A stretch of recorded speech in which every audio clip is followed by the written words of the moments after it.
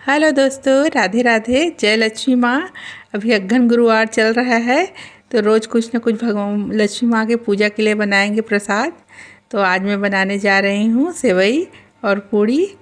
Normal सेवई जैसे बनाते हैं वैसे सेवई को भून लिए हैं घी में, और दूध को गर्म करके इसमें चीनी डाल दिए हैं और फिर सेवई को डाल दिए हैं, और जो ड्राई फ्रूट है उसको डाल देंगे और फिर इसको अच्छा गाढ़ा होने तक पकाएंगे।